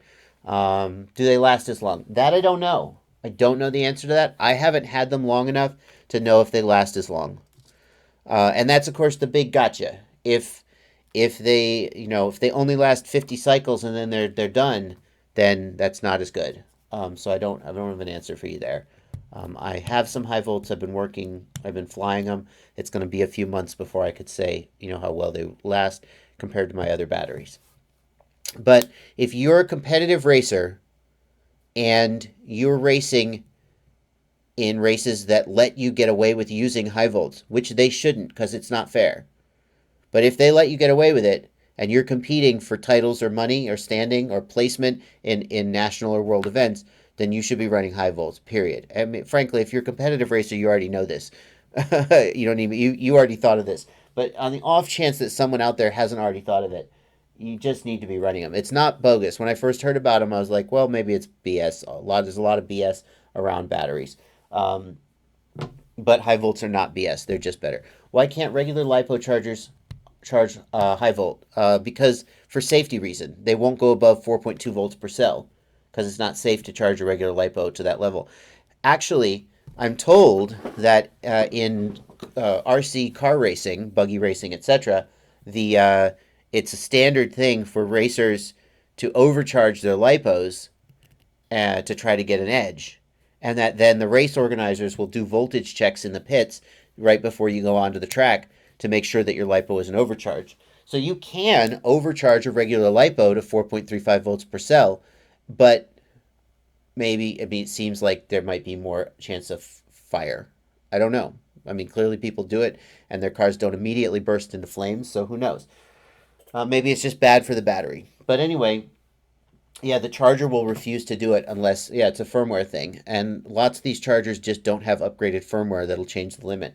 If you can calibrate your charger, you can calibrate it to be off by 1.5 or 0.15 volt so that it'll go to 4.35 when it thinks it's at 4.2. But if you do that, you better be careful because if you accidentally charge a regular LiPo, it's going to overcharge it, and then that's bad. So yeah, high volts. I have more testing of those coming, a bunch of different ones. I will say this. I'm not going to say this in the review because I like to be nice and I don't like to be a dick. But I will say these high volts were these Green Gorilla high volts were graciously provided by a friend of mine who bought some. And they came in the mail after weeks and weeks of waiting and not hearing about his order and not knowing what was going on with his order. And then one day they came and he said, dude, you want some for testing? And like, he's awesome. He's an awesome friend. I have been going back and forth with Green Gorilla, whatever that guy's actual name is. And every so often he emails me and he's like, oh man, I got to get in on this battery testing. And I'm like, yes, please, absolutely. Send me some batteries. Like, okay, I'll take care of that. And as soon as I can. and then I don't get a battery from him. So this high volt was provided by Two Dog RC. Thank you, Two Dog RC, for providing this for my testing. And this Bonka battery was provided by ATs. Thank you, ATs, for providing this for my testing. And I shouldn't even be plugging these, but I'm not a jerk, and I'm not about it's not all about the sponsorship, right? Not yet, anyway.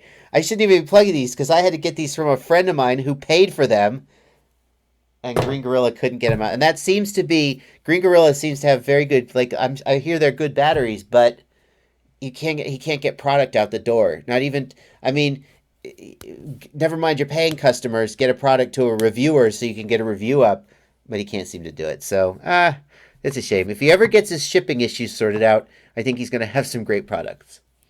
But there you go. Anyway, he seems like a very passionate guy. Just the logistics of running a global business are getting to him, and I'm sure that's a common problem.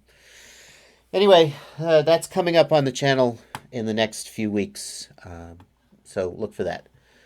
Where were we? We just finished with CptanPanic, and CptanPanic was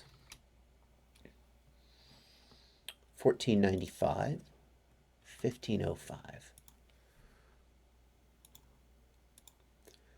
Trying to tune my quad from scratch. New set of motors and props. Default PIDs are giving me hot motors. That's probably excess D gain. Hot motors are usually micro oscillations caused by excess D gain.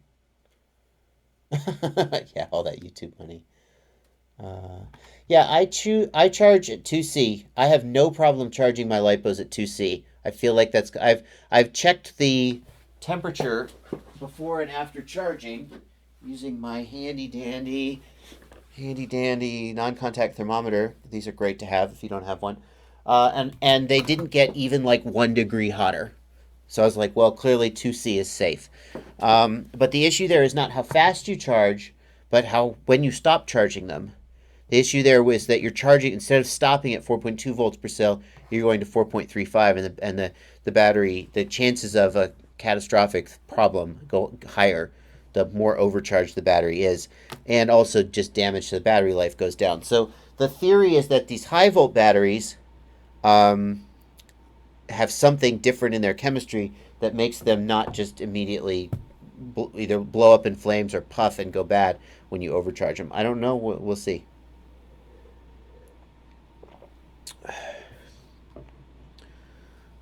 So if you have hot motors, don't drop your P gains, because P-term oscillations usually make mid-frequency oscillations in the audible range. Like you can hear it going, ah, right?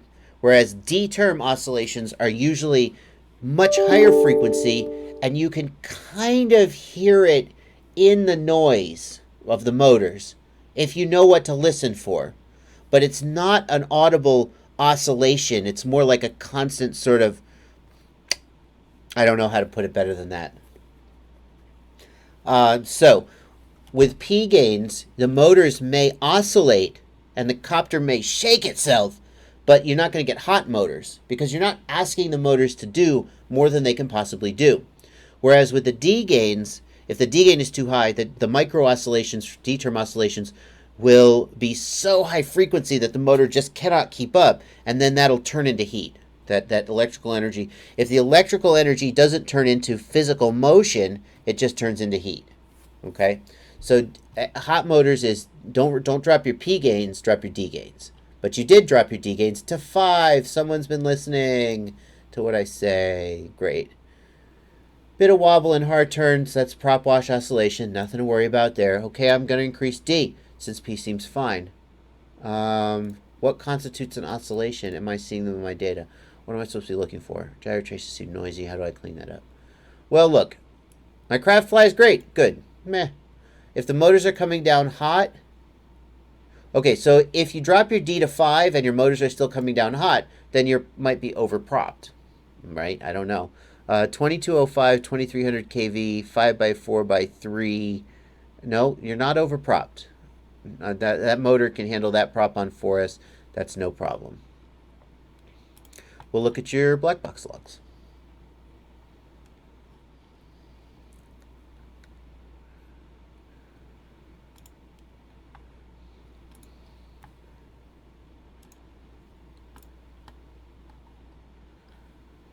And we'll also, I guess this is it. We'll download this.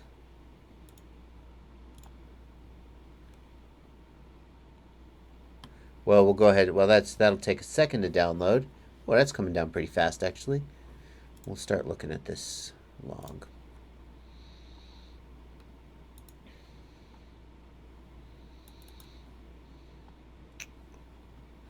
We'll start by looking at the gyros.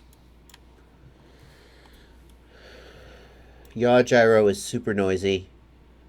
Pitch gyro is, they're all pretty noisy, really.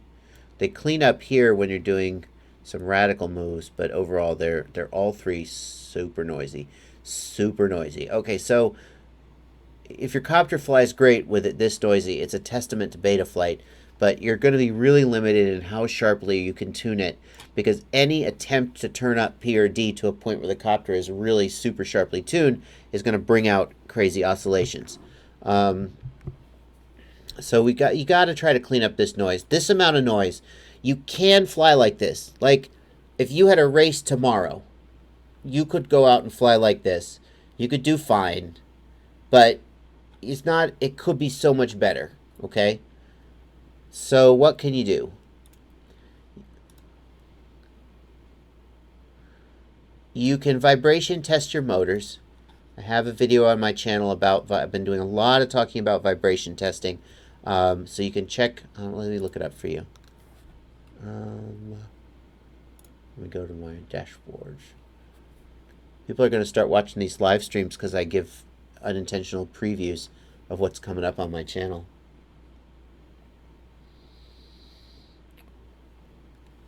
Yeah, I will talk about that. Give me a second. I'll talk about that. This question here. How to troubleshoot your noisy gyro. This is one you could look at. It talks about seeing if your motors have excess vibration. It certainly is a place to start. But what I did when I had a noisy gyro is I put vibration damping bumpers on. The only other place you can vibration balance your motors, I guess, with like, you know, aluminum tape or people put hot glue on the motors.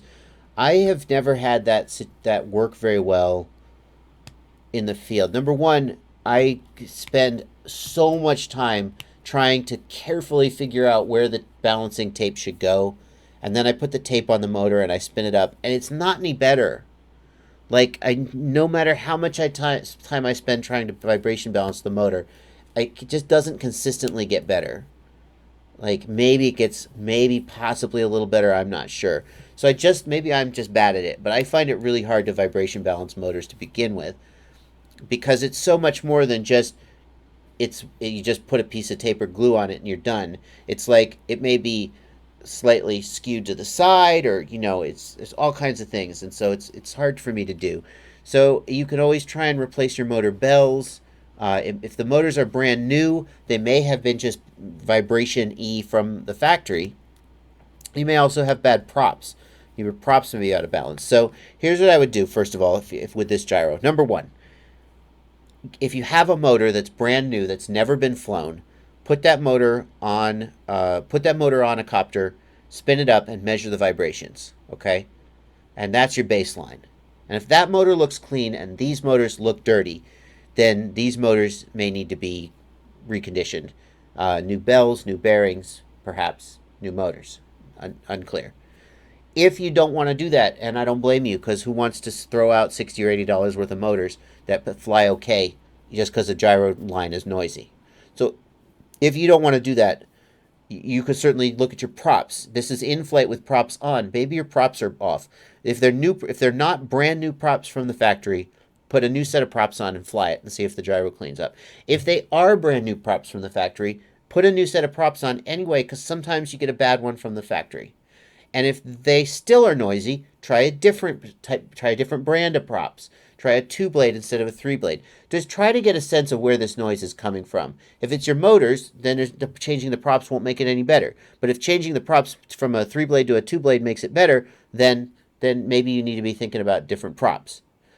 I don't think it's worth balancing props on a 5-inch copter because you should just buy different props, since you break props way too often to balance them. Who got time for that? Not me. So buy props that are good enough from the factory and then do something else with your time, is my opinion. If all of that doesn't work, then get some vibration damping bobbins or bumpers and put them on the copter. Get some little vibration-y O-rings or whatever, put them on the copter. I don't actually know where you can source those. Can you get them from Luminaire? Because they come with the Lux, and that's where I got mine. I guess I should be looking at Get FPV is where I should be looking. I don't even know if, I mean, if they do sell them, it's going to be like $5 for a set of 4, but let's just look.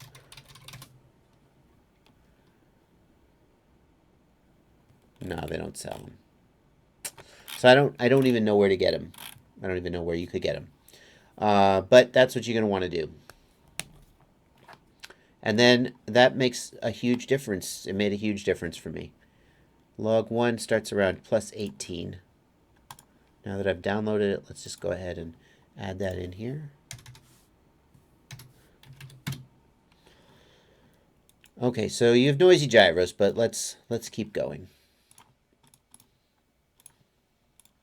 So what that means primarily is that your D gain will have to stay down, and your P term line is going to be messy. And we can see that here. Your D gain is okay here.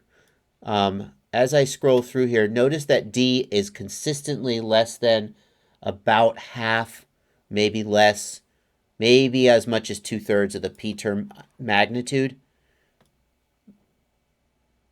And that's good. We don't see a lot of cases where the D term is huge and is dominating in the overall trace. So I feel like your D gain is okay here.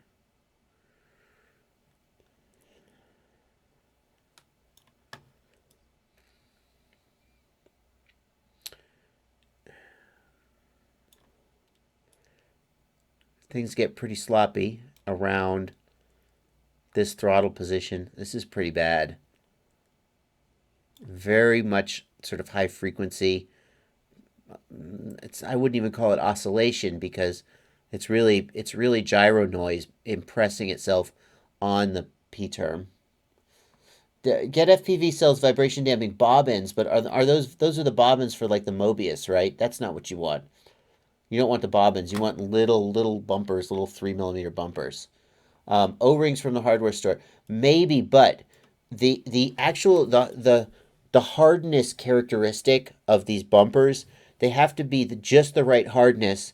They have to be, if they're too hard, they'll just pass all the vibrations through, and if they're too soft, the gyro will get sort of squishy, if that makes sense. So actually the hardness is fairly important, and I wouldn't assume that if I just bought some O-rings from the hardware store, I mean, hey, it's probably going to cost you $1, it's worth a try, but I wouldn't assume that they would necessarily do as good a job. These red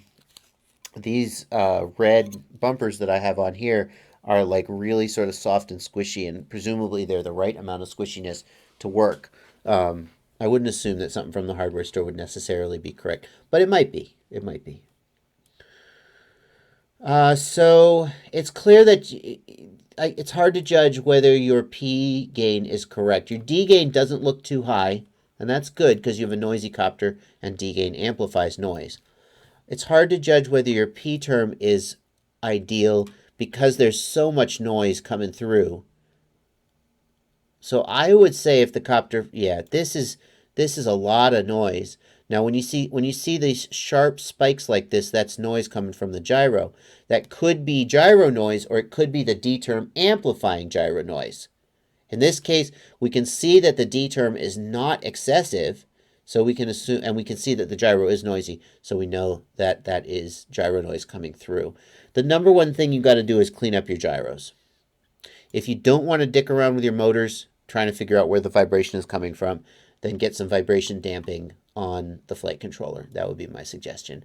And I would leave this tune alone because you said it flies great, except that there's a little bit of oscillation. I feel like spending a whole lot of energy trying to tune this copter great when you have a whole bunch of gyro noise is like, well, fix the thing that's wrong. Don't, if it's flying okay now and you're happy with it, don't try to get it from, 85% to 92% of a tune when the fact that you're at 85% with the gyros this noisy is already pretty freaking amazing. Okay? So spend that energy making the gyro cleaner and leave the tune alone until you can clean up the gyro, and then you're doing fine. Okay? That's what I would say about that.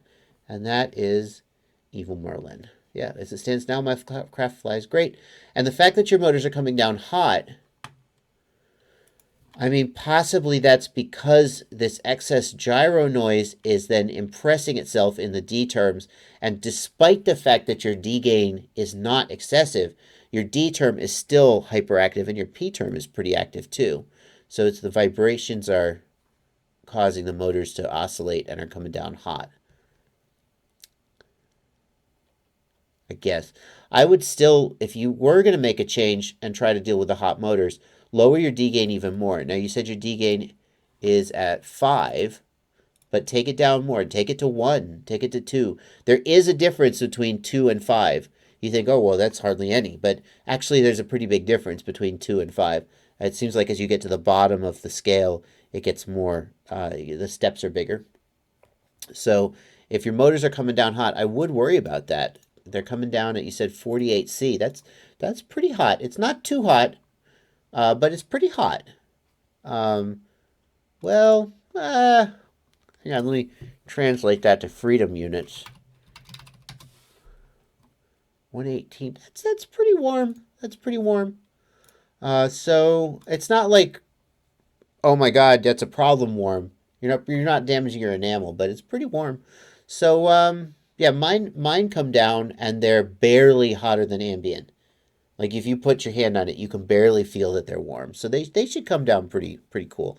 So yeah, I would lower the D even more to try and get rid of these oscillations that are causing the hot motors, and I would try and figure out what the vibrations are. I don't know this motor specifically. I don't know if this is, like, if you said this was a Cobra motor, I'd be like, oh yeah, well, vibration city.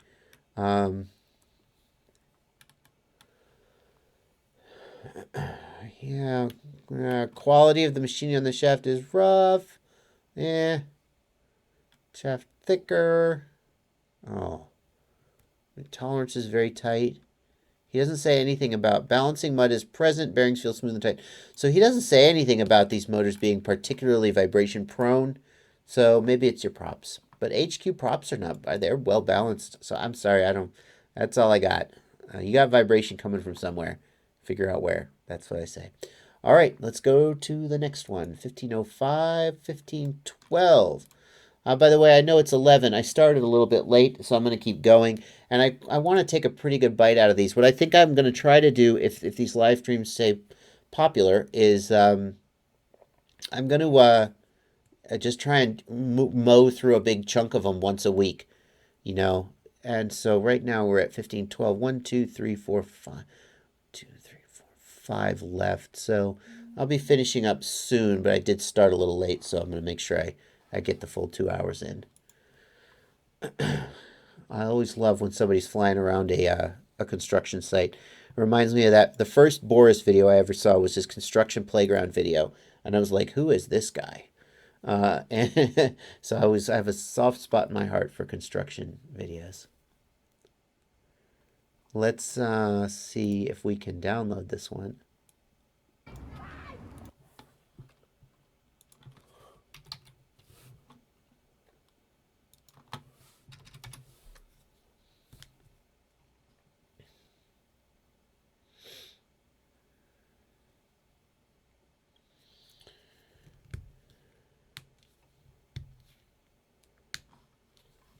No, this one has not been working lately. Well, let's just watch the video, and again, I'm going to turn the volume way down for you guys, and I hope that it's not too loud. Maybe I can even... Hang on.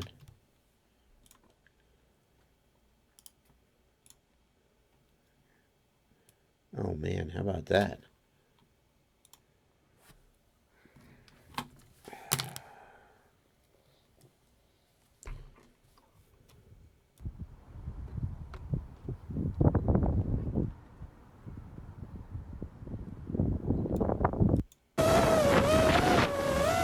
Hopefully this volume is pretty good. Do you guys hear that chirp? You hear that kind of chirp? That's a problem. That is bad. I don't know what that is yet, but I don't like it. Listen to it. Listen for it. There's a chirping sound periodically. Hang on. There. There. There. There. Wow.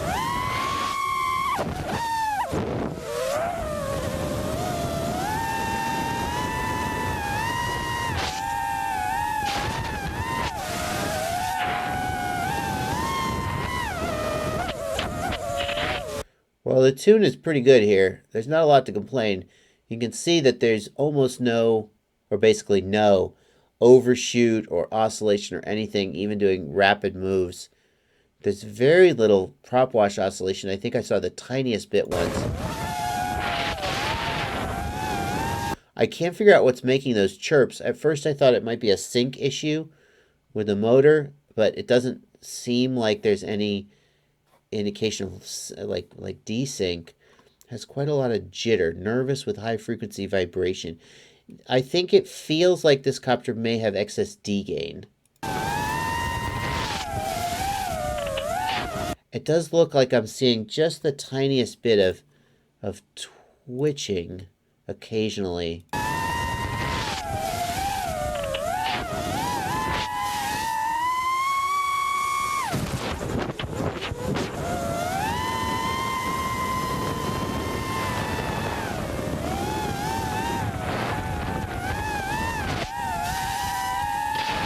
Yeah, this is, I haven't looked at the black box yet, but from looking at the flight video, this is something coming from me. I can find almost nothing to criticize about this copter's tuning. And that's something because, like, I'm always looking at people's copters as they fly, and I cannot stop thinking about the tuning. So I'm like, oh, you know, I'm always sort of judging and criticizing the tuning a little bit, because that's just how I am. But this copter is flying very, very well.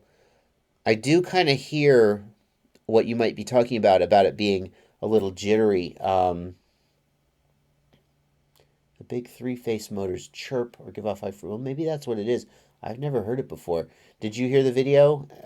And did you hear the video? And is that what it sounds like? I don't know. Now the audio will have been too quiet. Let's take a look at the log and see what we can come up with. From the way the copter's flying, though, it's flying really good. So I don't know if I would touch it. I'll go 4.text.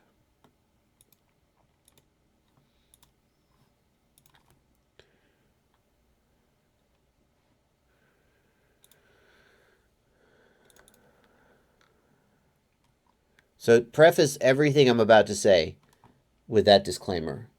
I don't know if I would touch it. Oh, I see. You say big three-phase motors. I see. Big three-phase motors. I've never heard a small one like this chirp unless there was like a desync problem. So maybe we're agreeing that that's what it could be.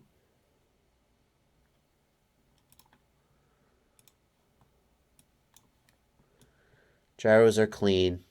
No problem. Thin gyro lines. Fine. Good. Preface everything I'm about to say, by the way, with the disclaimer that the copter looks like it's flying amazing. So if anything I say makes it fly not amazing, just leave it alone.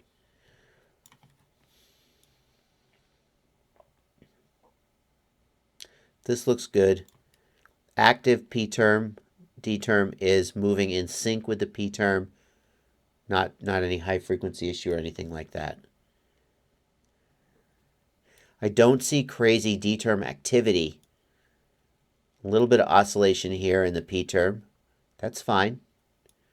Notice that as the P term oscillates, the D term becomes slightly more active, but it doesn't sort of flip out.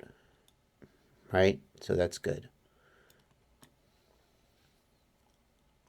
P term oscillation here. It goes on for some time, still happening. Now you go to high throttle. Okay, so we started to raise the throttle. P-term started oscillating, and then as you raise the throttle, you get this high frequency oscillation. Notice how the D term wakes up here. Now here, the P term is oscillating and the D term is significantly smaller magnitude and is just sort of going along. Now the P term is oscillating at a higher frequency. The peaks are more close together. So it's a higher frequency, larger magnitude, and the D term is now oscillating as well. Okay? Now granted, you're at full throttle. If you wanted to get rid of this, I think TPA may be an approach because the copter is flying so good at mid-throttle and even mid-high throttle. It's only when you get up to like 1700, maybe even 1800, 1900, that you start to see this. In fact, if this really only happens, see how, do you see how this only starts happening when we get really to the absolute top of the throttle range? Maybe top-end throttle calibration, a reduction of max throttle, although it looks like max throttle is already at 1937. It may already have done the top-end throttle calibration. But if you haven't done the top-end throttle calibration may get rid of this because it only starts happening as you get to the very top of the throttle. Alternatively, you could add just a little bit of TPA starting at like 1750, you know. So at the very top of the throttle range, you get just a little relaxation of your PIDs. This is great.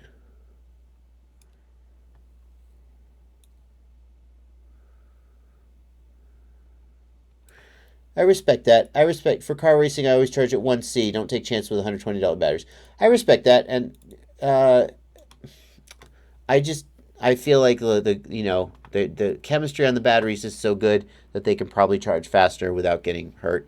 But that's everybody has their own opinion to make about that. I only have $25 batteries, but I have $300 worth of them. So.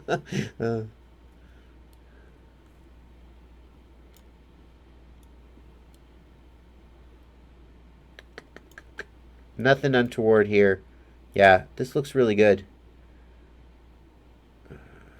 There's that oscillation at high throttle again. This looks really good. Just knock a little bit of activity off the very top end of the throttle range,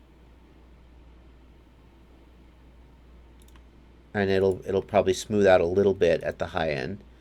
This is pitch.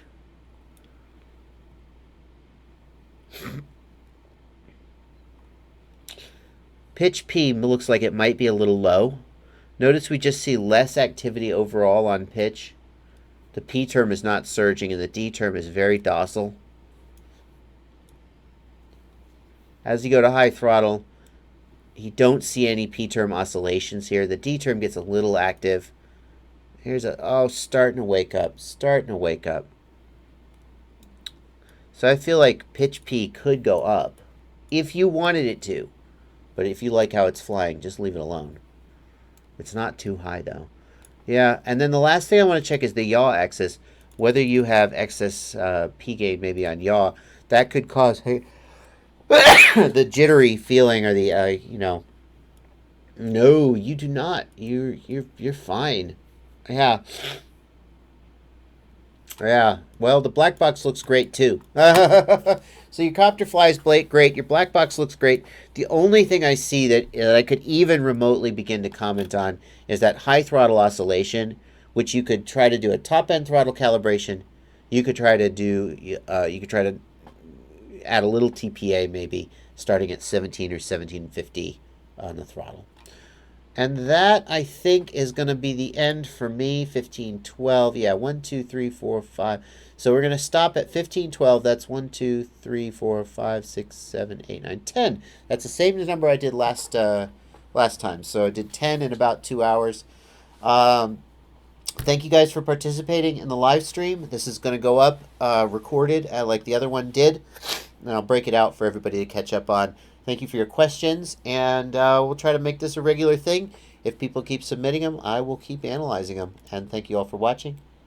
And as always, happy flying.